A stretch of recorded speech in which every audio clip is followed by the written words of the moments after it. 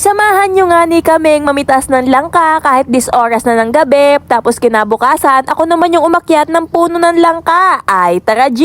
Langka!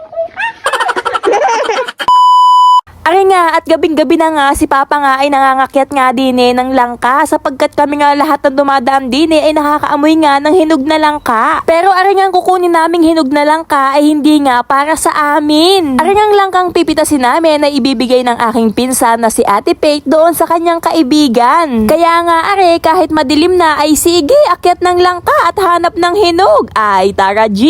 Yung kaibigan nga pala ni Ate Faith ay famous. Ayan, si John Lloyd, anak daw yan ng tita ng Kalapan. Lagi ang naandini sa amin sapagkat yung bayaw niya nga na si Bel ay taga dinilaang din sa aming barangay. Ay dadaan nga daw din sa bahay nila Ate Faith, kaya naman ari at namimitas kami ng pabaon.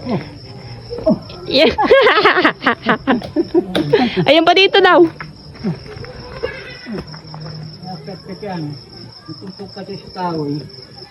Okay na yan, baka masakit po. Diba nga? Baynog na rin. Ayan, bigi oh. Yan, yung malaki na dito. Kakababa-baba nga lang dyan ni Papa, ari nga at aakyat na ulit siya sapagkat yung isang langka na napitas niya ay hindi pa nga mabango. It means hilaw pa, kaya naman nakakaamoy ulit siya ng mabango. Kaya nga ari at umakyat ulit, tapos mali pala siya ng pitas. Magkatabi kasi yun guys, tapos yung malaki ay hindi pala hinog at yung maliit. Kaya nga ari at pinuti na yung maliit, hindi nga lang alam kung may laman. Pero magulang naman na yung isang malaki, kaya naman pwede nang pahinugin. Siguro mga 2 araw ay hinog na din yan. Ay, gagi ang bango. Namoy ko na nga. Bango ko na. Namoy ko ng langka. Kinabukasan naman are at nag-crave nga kami sa hinog na langka. Ay si Papay ayaw nang umakyat at nakasimangot na. Kaya naman are at aking susubukan. Wag nga lang akong kakagatin ng mga langgam. Wala, ang dami nga. Kung ako yan, din ako Baba na ako. Ay, joke lang. Ayan, yung nasa likod mo kaya. Sa likod mo. Hinog yan? Oo, hinog. Ayun. Ala, bulok na yun. O, taya, salo. Ayaw! Sige, bagsak to. Iya, salo. Bulok na yun? Hindi. Hindi ko naman alam, kaya nga nagtatanong. Hindi naman pala nangangagat yung mga langgam. First time kong umakyat dito.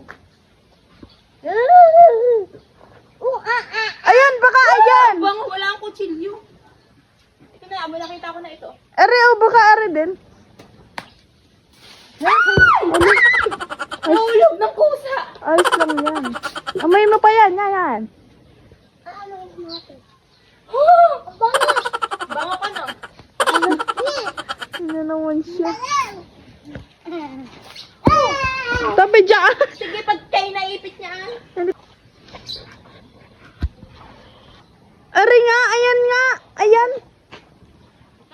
Yan ka sa likod niyan. Ito? Yan! Hilaw pa, bali. Hello? Hindi nga ako marunong ng kabag-kabag. Baka yan ang dalawa, okay na yan. Hindi. What na natin, pila? Walang aabutin to. Uy, wala. May naamoy pa ako mabango. Inyo, nasa baba na yung mali. Hindi naman. Sa taas. Eh, pagkakamoy na ako. Ito, nakita ko na. Wala ka eh? Laki! Aray! Magkakamoy! Sige ka, ano yun? Kunin mo na, laki! Wala ang kutsilyo! Kuha kutsilyo. Ako ang mahulog din eh, hindi rin lang pa. Pataas. Yun! Wag na piya, wag! Ang bango gagi! Sakit mga gatay, hindi ko naman pinapatay. Alam mo, hirap na harap ako nakagarne. Pwede namang guwarne. Baliw ka eh.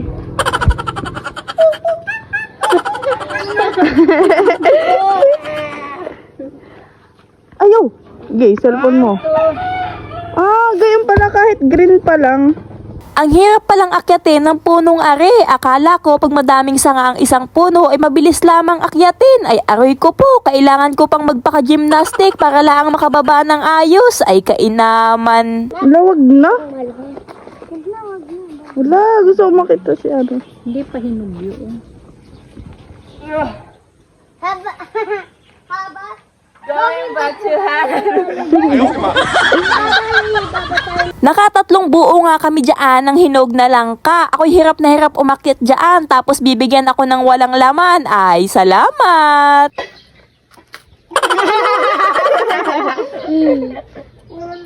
Hindi ako pag ganon. Hindi yan. Hindi ako. Wala nga, wala. Pero ang bango na yan, oh. Hinog na pero walang laman. Ang pagkatalas. Ayun, meron. Pakita mo. Isang piraso. Isang piraso. Dilaw na yun. Thank you po sa araw-araw na biyaya. Kain po tayo. Ay, salamat!